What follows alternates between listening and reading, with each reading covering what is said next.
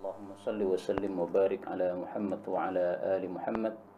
Allahumma anfa'na bima 'allamtana wa 'allimna ma yanfa'una wa zidna ilma wa barik lana fi ilmina warzuqna al-ikhlasa fil qawli wal 'amali kamila wa nas'aluka Allahumma 'ilman nafi'an la yunsa wa tawfiqan da'ima amin ya rabbal alamin.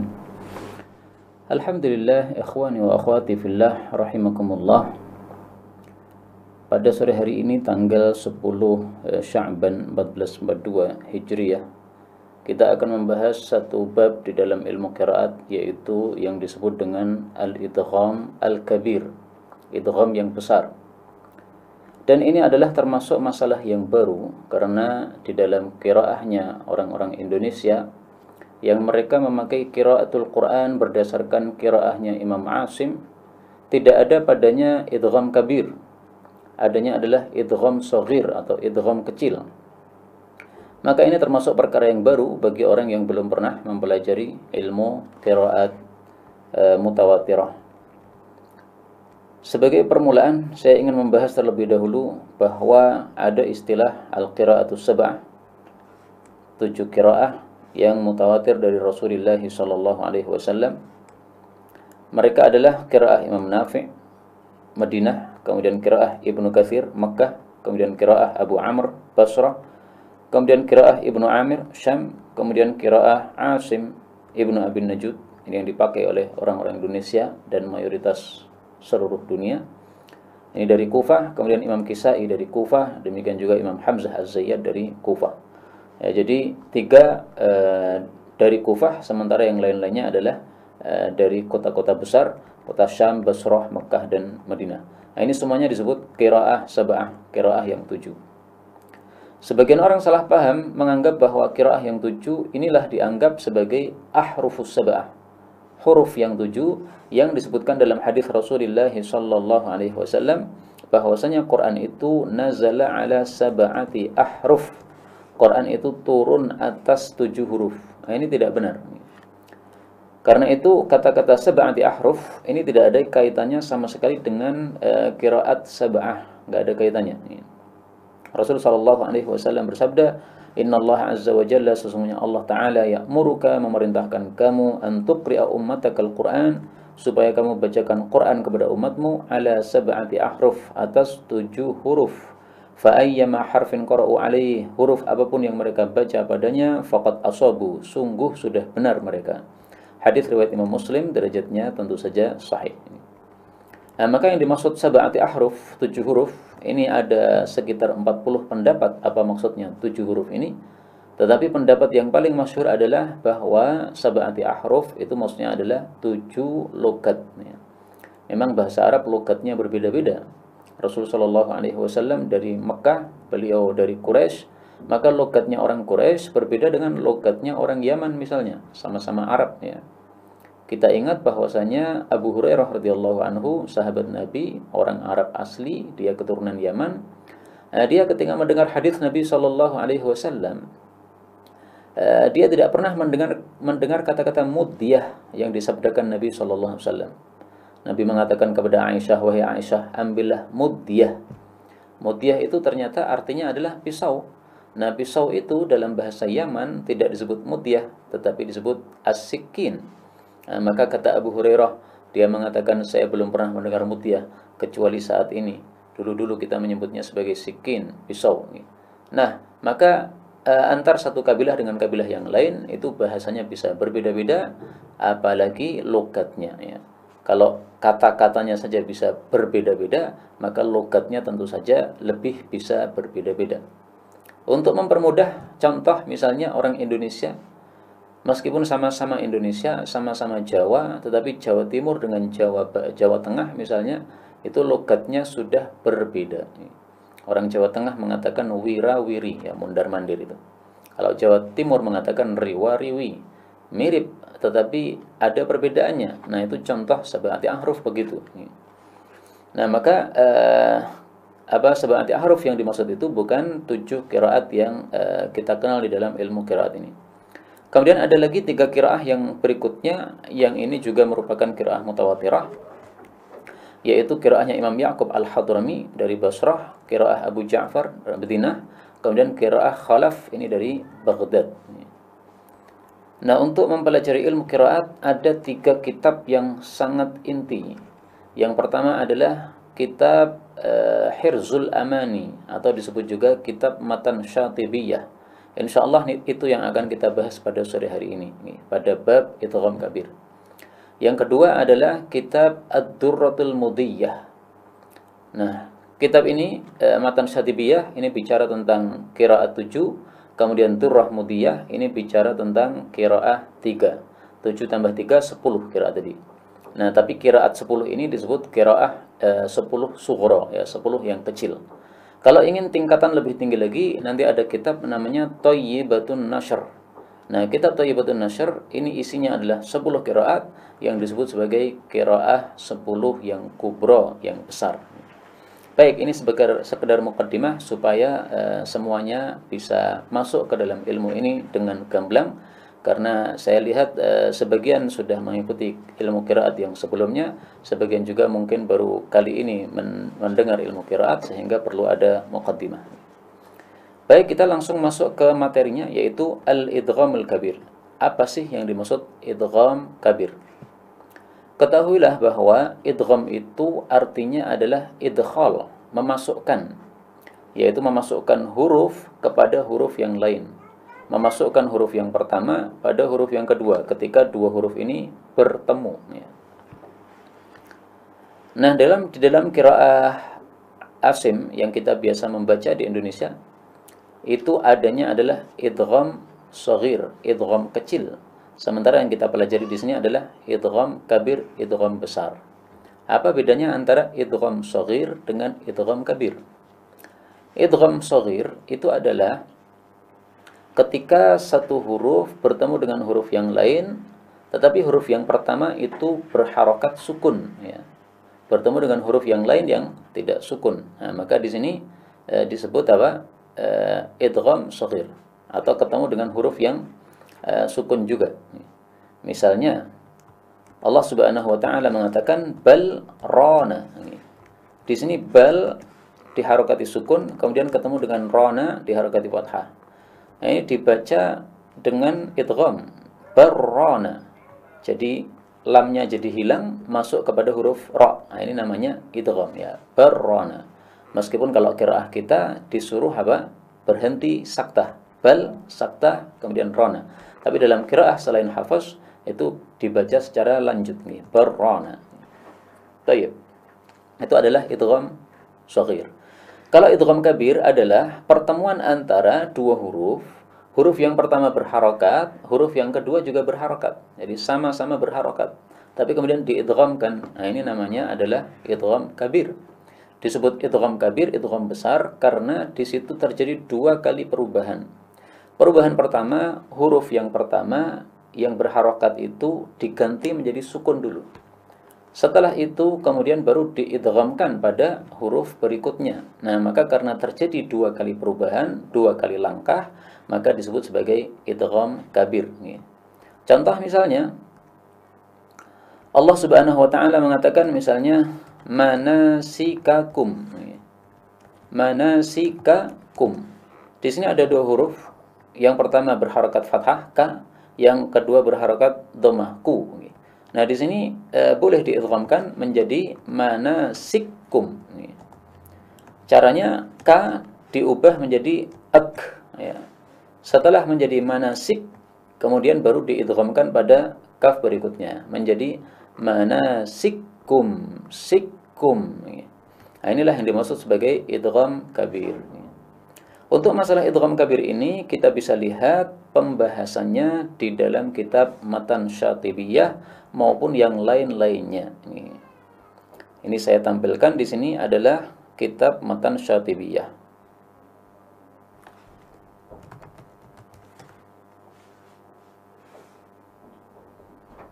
Nah, di sini Matan Syatibiyah ada bab namanya bab al-idgham al-kabir. Babul idghamil kabir. Ini adalah bait yang ke-116 dan seterusnya. Saya baca dulu ya. ودونك الإدغام الكبير وقطبه أبو عمرو البصري فيه تحفلا ففي كلمات عنه مناسككم وما سالكم وباقي الباب ليس معولا وما كان من مثلين في كلمتيهما فلا بد من إدغام ما كان أولا كيعلم ما فيه هدى وتبع على قلوبهم والعفو ومرتمثلا إذا لم يكن ذا مخبر أو مخاطب أو المقتسي تنوينه أو مثقلا ككنت ترابا أنت تكره واسع عليم وأيضا ثم ميقات مثلا تم ميقات مثلا وقد أظهروا في الكاف يهزمك كفره إذ النون تخفى قبلها لتجملا وعندهم الوجهان في كل موضع تسمى لأجل الحذف فيه معللا كيبتغي مجزوما وإياك كاذبا ويخلو لكم عن عالم طيب الخلا ويا قوم مالي ثم يا قوم من بلا خلاف على الإدغام لا شك أرسلا وإظهار قوم آل لوط لكونه قليل حروف رده من تنبلا بإدغام لك كيدا ولو حج مظهر بإعلال ثانيه إذا صح لاعتلا فإبداله من همزة هاء أصلها وقد قال بعض الناس من واو نبدلا وهو المضموم هاء كهو ومن فأدغم ومن يظهر فبالمد عللا ويأتي يوم أدغموه ونحوه ولا فرق ينجي من على المد عولا وقبل يائسن الياء في اللاء عارض سكونا أو وصلا فهو يظهر مسهلا. Ini bab idgham kabir yang dibahas di dalam matan Syatibiyah. Taib matan seperti ini mungkin agak susah untuk dibahas oleh orang-orang Indonesia, terutama bagi yang belum pernah mengalami di pesantren ya. Tapi insya Allah akan kita permudah supaya bisa dipaham dengan jelas. Baik, jadi di sini beliau Imam Syatibi mengatakan, wadunakal idghama, ambillah idgham kabir, wa qutbuhu, dan pentolan idgham kabir adalah Abu Amr al-Basri fihi tahaffala.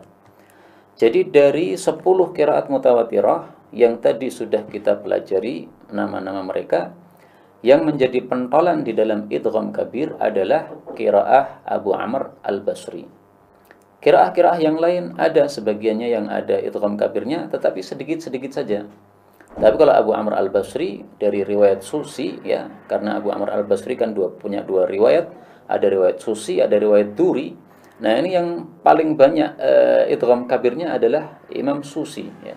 Qiraah Abu Amr riwayat Imam Susi. Kemudian idgham kabir ini dibagi dua ya. Ada yang idghamnya dalam satu kata, ada yang idghamnya dalam dua kata. Nah, sekarang dibahas dulu yang dalam satu kata. Fafi kilmatin anhu, maka dalam satu kata itu hanya ada dua saja, yaitu pada kata manasikakum dan pada kata salakakum. Wa baqil babi laysa muawwala. Adapun selain itu maka tidak dijadikan pedoman. Artinya tidak diriwayatkan secara masyhur, secara sahih dari Al-Imam As-Susi.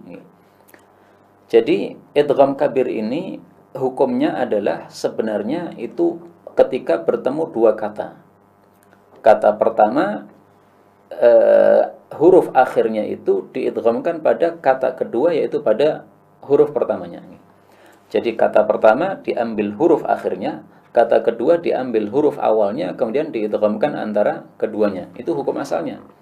Tetapi ketika itu dalam satu kata, bukan dalam dua kata, ini boleh idgham kabir. Ini terjadi idgham kabir, tapi hanya dalam dua kata saja ya. Yang pertama adalah manasikakum. Mari kita lihat ayatnya. Di mana ayat manasikakum ini? Pada surat Al-Baqarah ya. Al-Baqarah atau Al-Imran? Ya, Al-Baqarah ayat 200.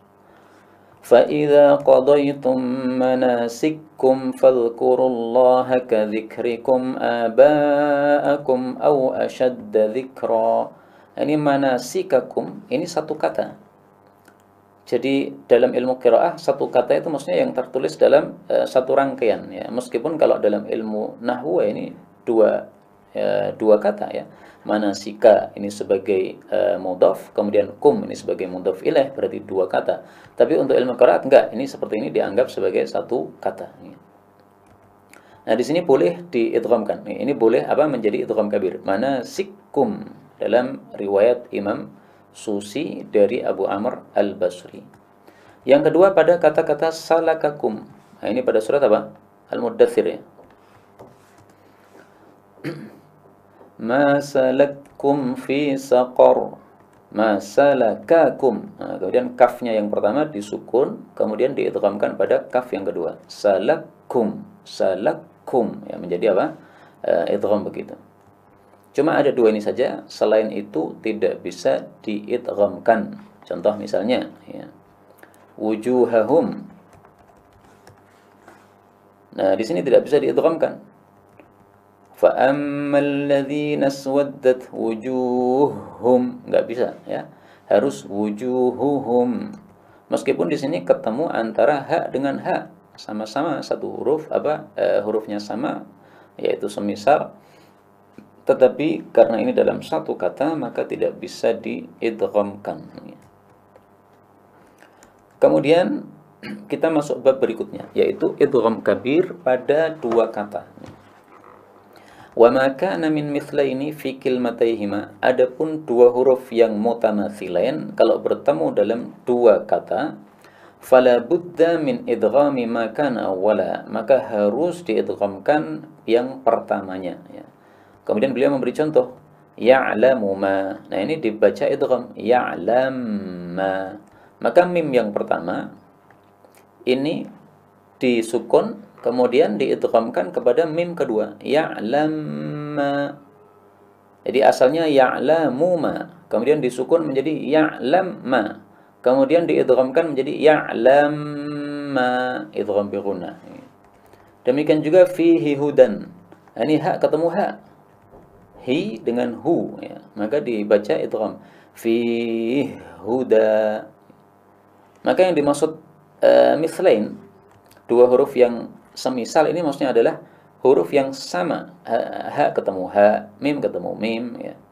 Yang dimaksud kiltaihima, ketemu dua kata ini maksudnya ketemu dari sisi tulisan ya, bukan dari sisi bacaan ya. Kalau bacaan kan Ibnu Katsir itu membacanya ha ini panjang, fihi huda. Berarti di sini ada ya-nya sebenarnya. Fihi huda. Tapi enggak ada masalah meskipun di situ ada ya-nya, tapi karena tertulisnya itu tanpa ya, maka fihi hudan ini bisa diidghamkan. Fihi huda. Beda lagi misalnya kalau di situ tertulisnya ada pemisahnya. Misalnya wa innama ana nadhirun. Nah, ini nun ketemu nun. Ana nadhirun. Ana nadhirun. Tapi ketemunya dari sisi ucapan saja. Kalau dari sisi tulisan nggak ketemu karena ada alifnya di sini. Ana nadhirun, tulisannya begitu.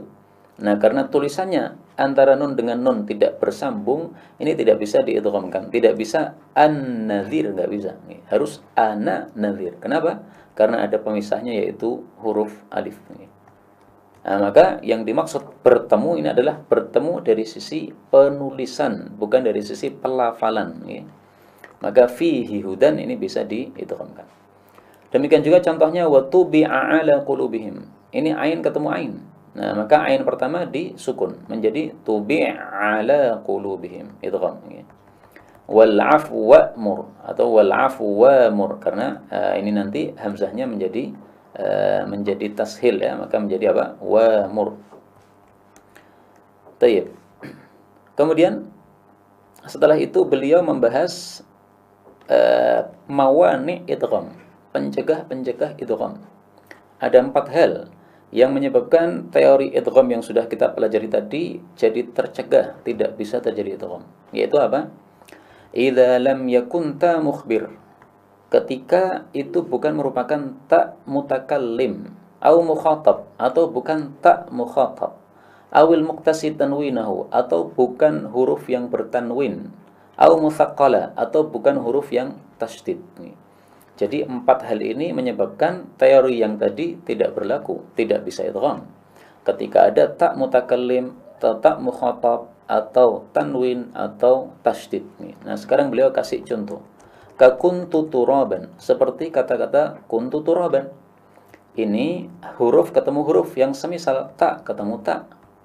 Mestinya kan ini adalah idgham kabir, tapi tidak bisa idgham kabir. Kenapa? Karena tu, kuntu ini adalah tak mutakallim. Bagi yang sudah belajar bahasa Arab tentu akan tahu apa itu tak mutakallim.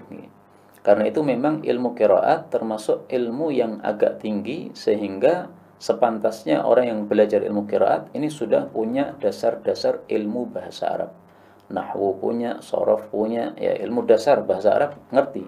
Sehingga untuk masuk ke dalam ilmu qiraat ini bisa memahami secara mudah, dan dia bisa mengerti ya kenapa dibaca begini, kenapa dibaca begitu, bisa menyebutkan alasan atau sebabnya. Kemudian contoh yang kedua adalah anta tukrihu. Ini tak ketemu tak, ta tu. Mestinya di sini idgham kabir. Tetapi karena di sini ta itu adalah tak mukhatab, maka ini tidak bisa tidak bisa diidghamkan. Kemudian wasi'un alim. Ini tertulis wasi'un alim, ain ketemu ain, mestinya bisa idgham kabir. Tapi karena yang pertama ini ainnya adalah tanwin, tidak bisa di idgham kabirkan. Karena sebenarnya wasi'un alim ini kalau ditulis secara lafal itu ada nunnya. Wasi'un alim. Berarti di sini nun ketemu dengan ain. Maka inilah yang menyebabkan tidak adanya idgham pada tempat tersebut. Kemudian contoh yang lain misalnya tamma miqatu. Nah, ini mim ketemu mim. Mestinya adalah idgham kabir. Tapi karena mim yang pertama tasydid menyebabkan tidak bisa idgham. Nah, ini semuanya sebagai contoh-contoh. Bukan hanya empat ini saja ya. Tapi semua di dalam Quran pokoknya kalau ada tak ketemu tak misalnya, tetapi tak yang pertama adalah tak mutakallim atau mukhatab, maka ini tidak bisa dijadikan idgham kabir. Tapi masalah yang kedua ini adalah pengecualian. Waqad alharu fil kafi yahzunka kufruhu. Para rawi-rawi mereka itu mengizharkan huruf kaf pada kata-kata yahzunka kufruh. Idzin nunu tukhfa qablaha litujammala. Karena nun sebelum kaf itu adalah dibaca ikhfa ya. Jadi yahzunka kufruh ini kaf ketemu kaf. Semestinya di sini terjadi idgham. Kenapa tidak terjadi idgham? Karena sebelum kaf ada nun. Sehingga bacaannya menjadi ikhfa, yahzunka. Nah, ikhfa itu mirip dengan tasydid. Sementara tadi sudah disebutkan bahwa tasydid penyebab tidak boleh idgham kabir. Karena itu di sini pun juga terjadi hukum tidak boleh idgham kabir. Maka tidak bisa yahzun kufruh, nggak bisa ya. Tetap yahzunka kufruh. Tapi kemudian beliau membahas yang lainnya lagi, yaitu kata-kata yang boleh dibaca dengan dua bacaan. Boleh idgham, boleh tidak. Dengan kata lain, boleh idgham, boleh idhar. Cuma ada 3 kata saja. Apa itu? Beliau mengatakan wa indahumul wajhani fi kulli mawdi'in. Menurut mereka boleh ada 2 wajah, yaitu boleh dibaca 2 bacaan. Tasamma li ajril hadfi fihi mu'allala, yaitu ketika terjadi i'lal atau satu kata yang mu'allal. Apa sih maksudnya? Nah, coba ini contohnya bisa menjelaskan. Contohnya pada kata-kata yabtaghi ghairal islami. Kita lihat di dalam Al-Quran, wa may yabtaghi ghairal islam. Di sini ghain ketemu dengan ghain. Tetapi meskipun begitu, ini boleh dibaca idhar, yabtaghi ghaira, boleh juga dibaca dengan idgham, yabtaghi ghaira. Kenapa? Karena yabtaghi ini asalnya adalah yabtaghi, ada ya-nya. Ya-nya dihapus. Kenapa? Karena ada man, sehingga menjadi majzum. Bagi yang sudah belajar bahasa Arab tentu akan paham seperti ini. Nah, maka karena asalnya adalah yabtaghi, tapi kemudian ya-nya dihapus, maka di sini boleh dua wajah. Ya, boleh dibaca idgham kabir, yabtagh ghaira, boleh juga dibaca ilhar, yabtaghi ghaira. Ini tempat yang pertama. Masih tersisa dua tempat lagi. Ya, karena untuk bab ini hanya ada 3 tempat. Yang kedua adalah pada kata-kata wa iyyaku kadziban. Ini juga boleh idgham, boleh idhar. Kita lihat ayatnya. Wa iyyak kadziban fa'alaihi kadzibuh. Surat Ghafir ayat 28. Di sini ada yaku kadziban. Kaf ketemu kaf. Berarti kan idgham kabir. Tetapi boleh juga idhar. Kenapa? Karena yaku ini asalnya adalah yakun. Ada nunnya. Tapi nunnya kemudian dihapus. Maka menjadi yaku. Nah, karena itu di sini boleh idgham yak kadziban, boleh juga ilhar yaku kadziban. Tempat yang terakhir yaitu pada yakhlu lakum. Surat apa ini? Surat Yusuf ya. Ayat 9.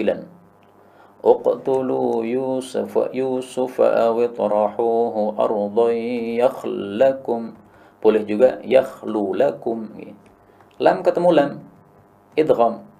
Tetapi boleh juga izhar. Kenapa? Yakhlu ini asalnya adalah yakhlu, ada wawunya. Tapi wawunya dihapus karena menjadi majzum. Sehingga yakhlu lakum. Maka ini boleh dibaca izhar, yakhlu lakum atau yakhlakum, yaitu dibaca idgham. 3 tempat ini adalah merupakan pengecualian di mana boleh dibaca idgham, boleh juga dibaca izhar. Bab berikutnya. Pada kata-kata ya qaumi mali atau ya qaumi may yansuruni. Di sini tidak bisa 2 wajah, hanya bisa 1 wajah saja, yaitu idgham. Makanya beliau mengatakan bila khilafin 'alal idghami la syakka ursila. Tidak ada perselisihan bahwa di sini terjadi idgham, tidak diragukan lagi bahwasanya ini adalah hukumnya mursal mutlak dalam semua tempat seperti itu. Jadi maksudnya gini, kata-kata ya qaumi ini asalnya juga ada ya-nya, ya qaumi, asalnya begitu. Lah ketika ada asalnya ya kemudian ya-nya dihapus, apakah juga berarti boleh 2 wajah kayak tadi, boleh idgham boleh izhar? Jawabnya tidak ya. Maka yang boleh idgham sama ilhar cuma 3 tempat tadi saja. Sementara yang lain-lain ini ya qaumi mali, demikian juga ya qaumi man, maka ini hanya boleh dibaca dengan bacaan idgham kabir, yaitu di dalam qiraahnya Abu Amr, riwayat siapa? Riwayat Imam Susi ini. Wa ya qaumi mali. Tayyib. Saya carikan ayatnya ya. Wa ya qaumi mali. Kok enggak keluar ayatnya? Ad'ukum. Ini. Wa ya qaum mali. Qaum mali. Karena mim yang pertama disukun kemudian diidghamkan pada mim yang kedua. Nah, di sini ketahuilah bahwa ini panjangnya qaum ini boleh 3 bacaan. Boleh dibaca dengan panjang biasa yaitu 2 harakat. Boleh juga dibaca panjang tengah-tengah yaitu 4 harakat. Boleh juga dibaca panjang dahsyat yaitu 6 harakat. Istilahnya adalah qasr, atau tawassut atau isba'. Kalau dibaca 2 harakat itu disebut qasr, kalau dibaca 4 harakat itu disebut tawassut atau mad, kemudian dibaca 6 harakat itu disebut isba'. Saya kasih contoh. Kita mulai yang qasr dulu. Wa ya qaum mali. Qaum 2 harakat ya. Kemudian sekarang 4 harakat tawassut. Wa ya qaum mali. Kemudian yang isba. Wa ya qaum mali. Nah, ini semuanya boleh ya, boleh 3 model bacaan. Apakah qasr, apakah tawassut ataukah isba. Tapi kemudian pembahasan berikutnya ini tidak begitu penting untuk kita ya. Meskipun tidak ada masalah kita bahas ya, ini sebagai tambahan. Jadi bahwa pada kata-kata ala lutin ini tetap terjadi idgham karena lam ketemu lam. La lu. Yang mengatakan bahwa tidak terjadi idgham ini pendapat yang ditolak oleh man tanabbala, oleh para ulama-ulama yang unggul. Jadi dua pendapat di sini, ada yang mengatakan tidak boleh idgham, tapi yang benar adalah tetap terjadi idgham. Al-luta. Sebagaimana pada kata-kata laka kaidan. Ya, kalau ini tidak ada perselisihan di sini. Di sini kaf yang pertama idgham pada kaf yang kedua, lak kaida. Wa akidu lak kaida. Baik. Kemudian ya'tiya yaumun. Nah, ini juga idgham. Karena di sini ya ketemu ya. Ya'ti yaumun. Ya'ti yaumun. Maka menjadi apa? Idgham karena ya ketemu dengan ya. Seperti juga huwa wa man ya. Hal yastawi huwa wa man ya'muru bil adl. Hal yastawi huwa may ya'muru. Huwa may. Ya, kenapa? Idgham. Kemudian pada kata-kata wallahi ya'isna. Nah, di sini perlu diperhatikan.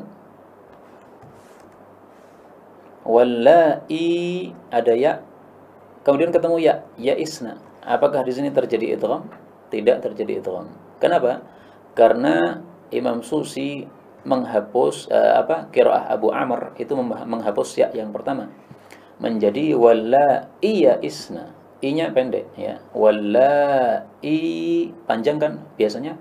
Nah, untuk qiraah Abu Amr, demikian juga riwayatnya Bazzi, itu mereka membacanya dengan bacaan i yang pendek ya. Maka wallahi ya'isna.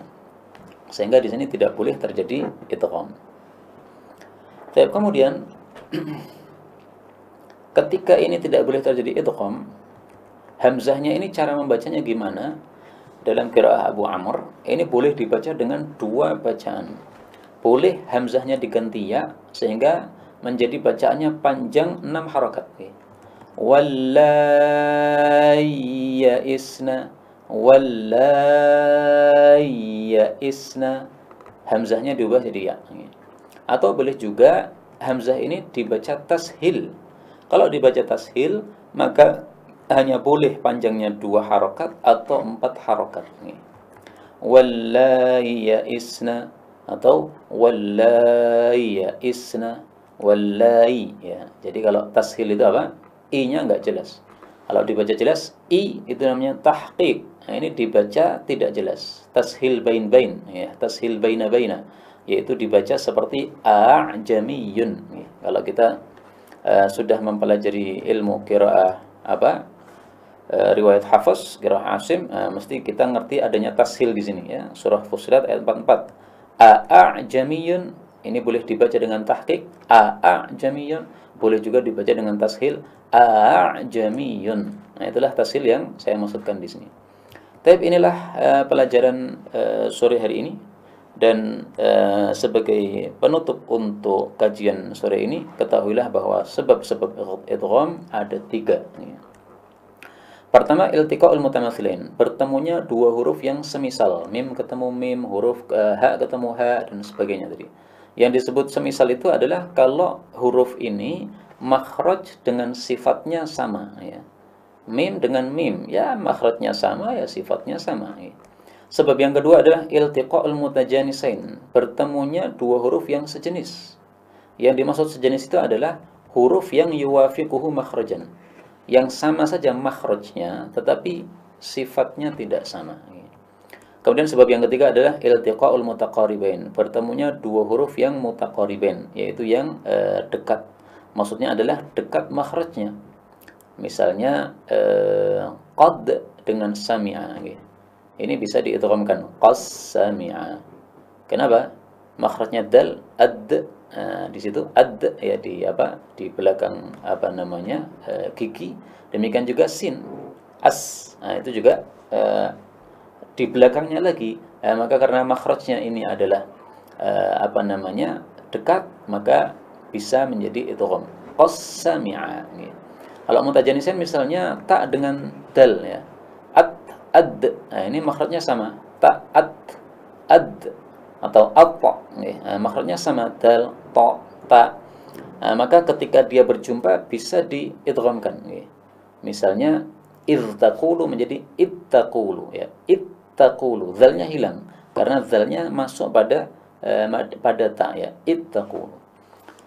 Untuk masalah idgham yang tiga macam ini bisa dibaca pada Tuhfatul Atfal karya Al-Imam Ibnul Jamzuri.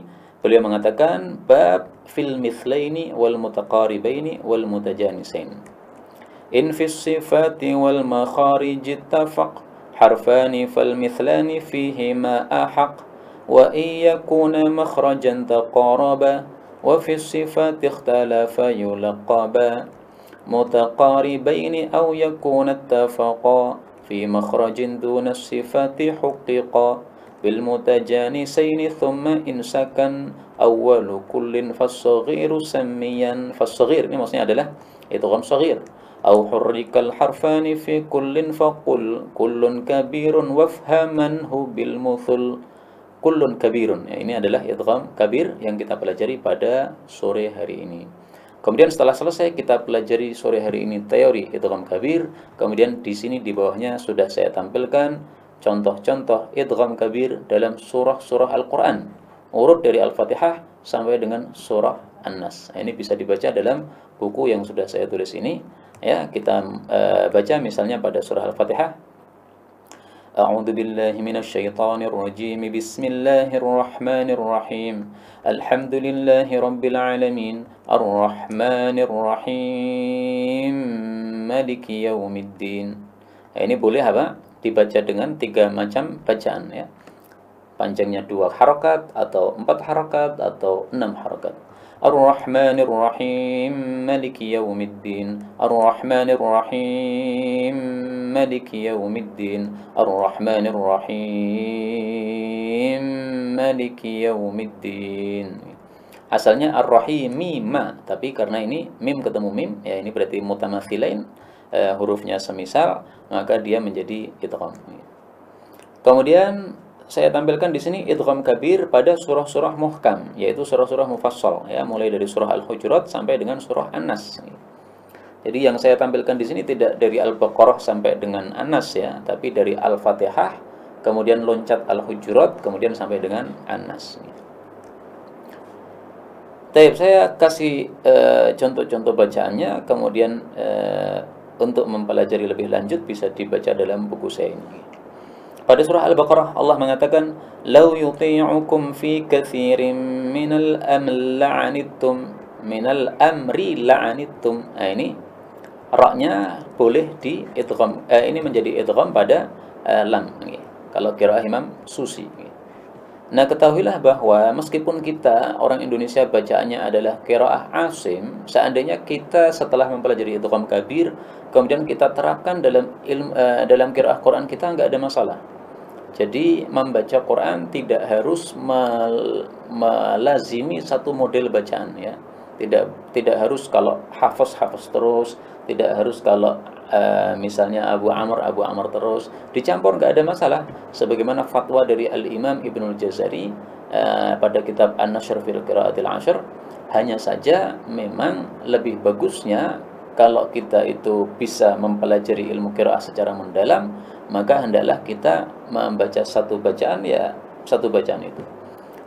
Adapun orang-orang yang tidak mendalami ilmu qiraah seperti kita ya, hanya paling mempelajari satu bab, 2 bab, idgham kabir, idgham shaghir dan sebagainya, maka ini termasuk orang-orang yang tidak memfokuskan diri dalam ilmu qiraah. Maka untuk menggabung-gabungkan bacaan yang beraneka ragam begini enggak ada masalah ya.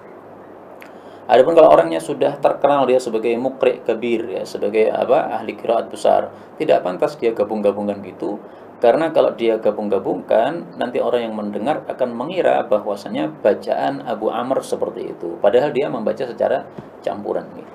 Nah, maka di sini minal amri la'anittum bisa didhawamkan menjadi minal aml la'anittum gitu. Maka ini ra ketemu dengan lam gitu. Ra sama la ya, al sama ar. Di sini berarti mutaqariban ya, makhrajnya dekat. Makhrajnya huruf ra, ar, kemudian makhrajnya huruf lam, al. Nah, ini lebih maju lagi berarti makhrajnya dekat maka termasuk idgham mutaqaribain. Kemudian wala tanabazu bil alqab bi'salismul atau bisalismul karena hamzahnya menjadi apa? Ditashilkan menjadi bisa. Tapi maka di sini ba diidghamkan pada ba. Ayyuhibbu ahadukum ay ya'kula lahma akhihi maitan fakarihtumu. Di sini mana idghamnya? Ya'kul lahma akhihi. Ay ya'kul lahma akhihi وَجَعَلْنَاكُمْ شُعُوبًا وَقَبَائِلَ لِتَعَارَفُوا وَاللَّهُ يَعْلَمُ مَا فِي السَّمَاوَاتِ وَمَا فِي الْأَرْضِ. Surat Qaf. وَنَعْلَمُ مَا تُوَسْوِسُ بِهِ نَفْسُهُ وَقَالَ قَرِينُهُ هَذَا karena di sini ha ketemu ha. وقال قرينه هذا ما لدي عتيد قال لا تختصموا لدي وقد قدمت إليكم بالوعيد. Di sini apa? قال لا تختصموا ما يبدل القول لدي قول لدي. Ini boleh tiga macam tadi ya. Punya panjangnya 2 kali, 2 harakat atau 4 harakat atau 6 harakat. Ma yubaddalul qawl ladayya wa ma ana bidhallamin lil 'abid. Yawma naqul li jahannama hal imtala'ti wa taqulu hal min mazid. Wasabbih bihamdi rabbik qabla karena kaf dengan qaf makhrajnya dekat mutaqariban ka qa ka itu lebih maju, qa lebih dalam lagi. Maka di sini bisa idgham wasabbih bihamdi rabbik qabla rabbiqa kafnya hilang jadi langsung setelah ba itu makhrajnya makhraj qaf rabbiqa qa. Inna nahnu nuhyi karena apa? Nun ketemu nun. Nahnu a'lamu bima. Ini mimnya disukun. Kemudian diidghamkan pada ba menjadi nahnu a'lam bima yaqulun. Termasuk yang ajib ya pada akhir surah Al-Baqarah. Ini mungkin sebagian orang merasa aneh, tapi memang seperti itu bacaannya ketika menjadi idgham kabir. Allah Subhanahu wa taala mengatakan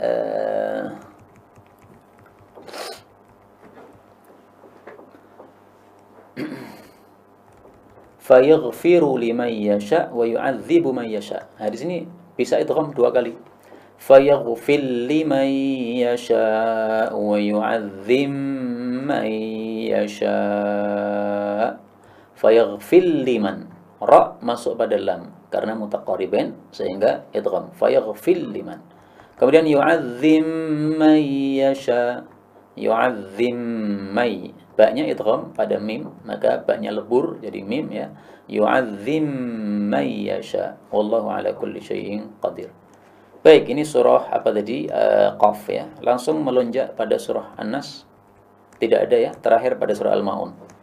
Ara'aital ladzi yukadzdzib biddin yukadzibu biddin menjadi yukadzib biddin wallahu a'lam wa ilmuhu atam walhamdulillahi 'alan ni'am katabahu al-faqirul arabi 'am 1442 hijriyah atau 2021 miladiyah wallahu a'lam bis-shawab walhamdulillahi rabbil alamin. Inilah pelajaran sore hari ini yang dapat disampaikan. Adapun sisa waktu kalau masih ada sisa pertanyaan boleh kita jawab ya.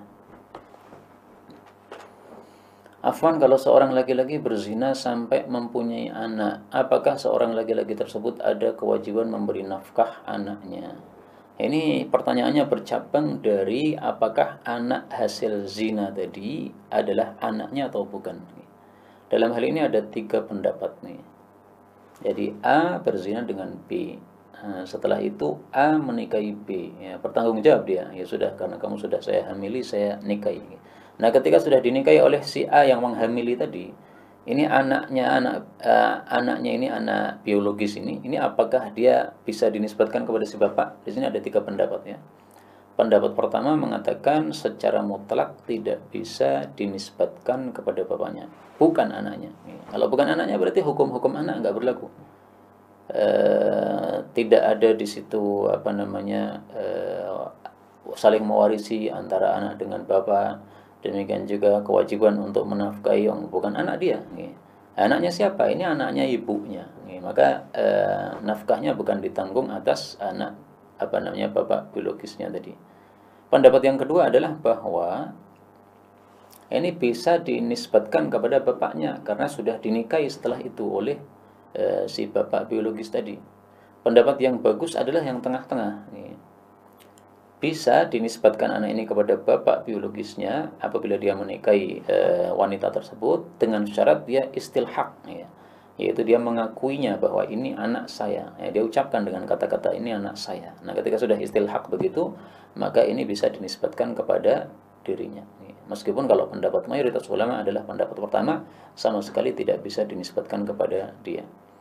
Tapi masalah ini mungkin perlu per kasus ya. Jadi tidak semua orang bisa kita beri fatwa dengan fatwa yang tertentu.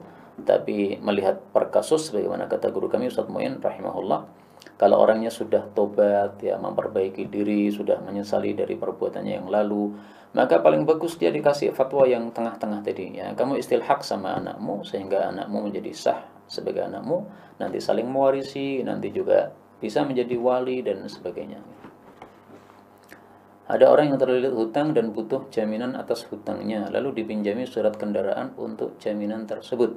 Tetapi oleh peminjam surat tersebut digunakan untuk leasing, ambil pembiayaan lain.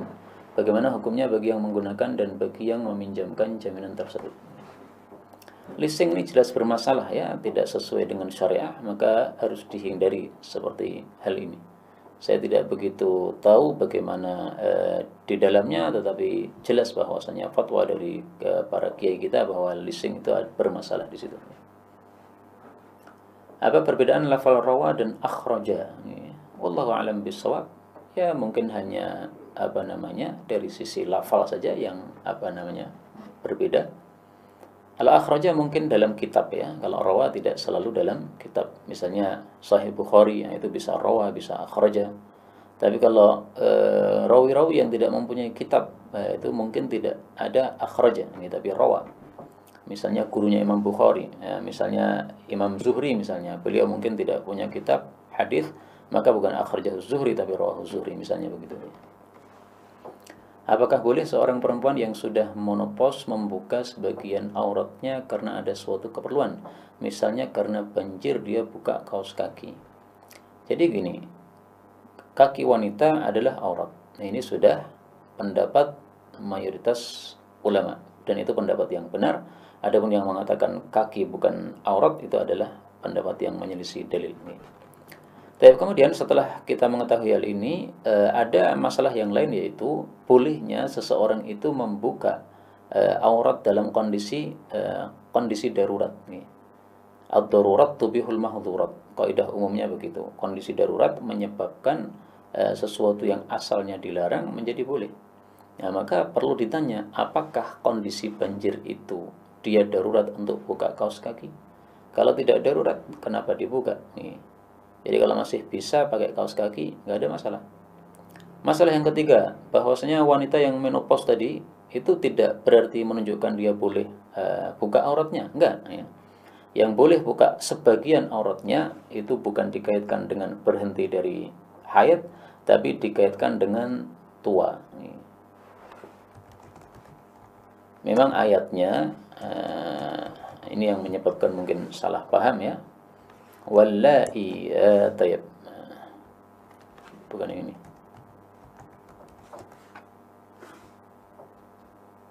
Wal qawa'idul minan nisa'i allati la yarjuna nikahan.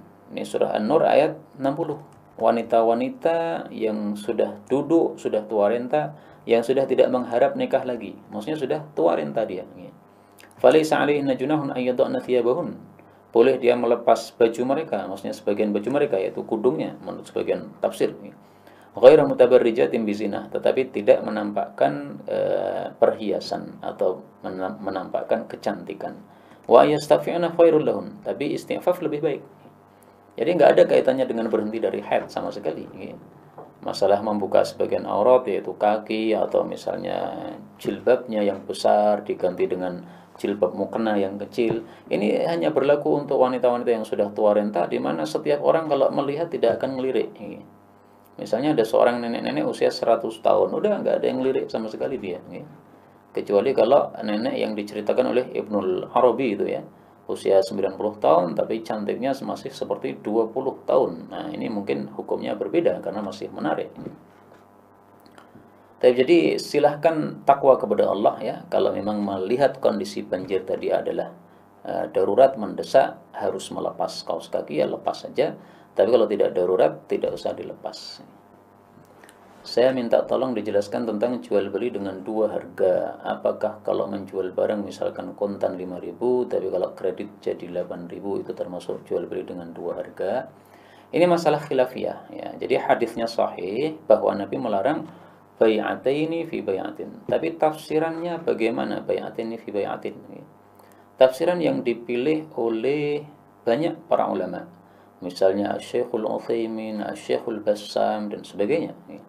Bahwasanya apa yang dicontohkan tadi itu bukan termasuk bai'ataini fi bai'ah. Karena itu sebenarnya hanya dua penawaran. Ini ada satu kitab harganya 30.000. Kalau antum beli dua, saya kasih diskon jadi 25.000 kali dua, jadi 50.000. Nah, maka dia tertarik beli dua. Karena kalau beli satu dia keluar 30 dapat satu, kalau beli dua keluar 50 dapat dua. Bisa dia jual lagi sehingga dia dapat untung 5.000. Nggak ada masalah. Jadi yang dilarang bukan dua penawaran. Kalau dua penawaran tidak boleh, berarti 3 penawaran, 4 penawaran lebih tidak boleh lagi. Sementara rata-rata cara menjual selalu ada penawaran-penawaran. Kalau mau beli satu ya ini harganya 250.000. Kalau beli 3 nanti saya kasih diskon menjadi 200.000. Kalau beli 10 yaitu satu kardus misalnya jadi 180.000 per bijinya misalnya. Enggak ada masalah begitu ya. Itu bukan dua jual beli dalam satu jual beli. Perhatikan lafal hadisnya ya.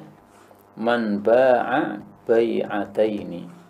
Man ba'a bai'ataini fi bai'atin.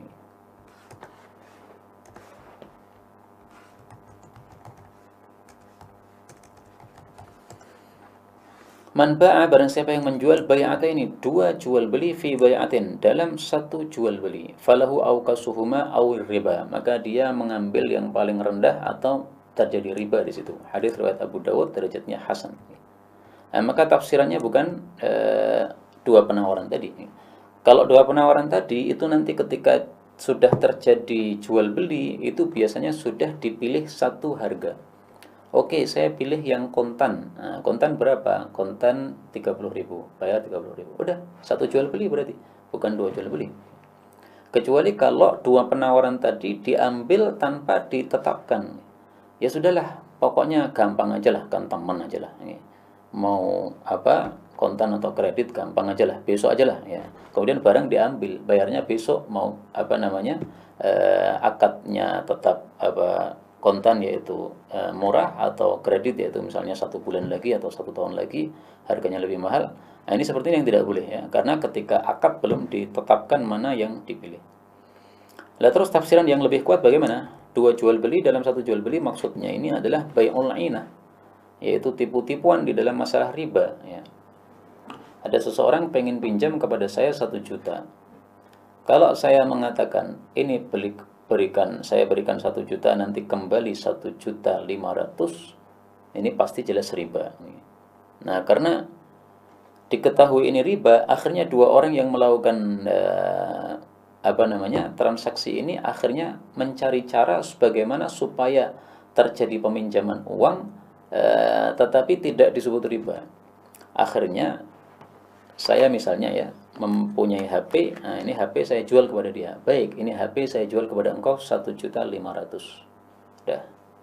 1.500.000. Dia pegang HP itu 1.500.000, dia utang kepada saya 1.500.000. Setelah itu saya beli lagi HP ini.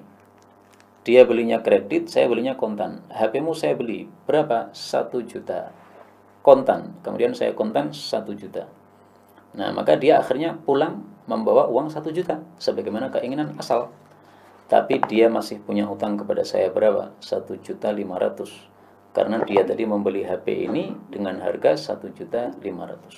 Nah, maka dilarang oleh Nabi. Falahu au kasuhuma. Dia hanya boleh mendapat harga yang rendah. Awir riba. Kalau nekat mengambil harga yang tinggi berarti riba. Nah, maka apa? Tidak boleh dia jual dengan harga 1.500.000 sementara dia beli dengan harga 1 juta. Ini adalah tipu-tipuan dalam masalah riba. Wallahu taala a'lam bissawab. Inilah pendapat yang dipilih oleh banyak ulama kita, meskipun di sini ada khilafiyah ya. Dan itulah yang saya yakini dalam hal ini, karena kelafal kalimatnya memang bukan dua penawaran tetapi bai'ata, ini dua jual beli, sementara dua penawaran itu bukan dua jual beli. Wallahu a'lam bissawab. Walhamdulillahirabbil alamin. Benarnya dari Allah, dan apabila ada salahnya fa astaghfirullahaladzim li wa lakum.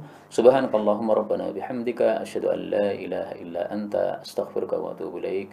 Walhamdulillahirabbil alamin.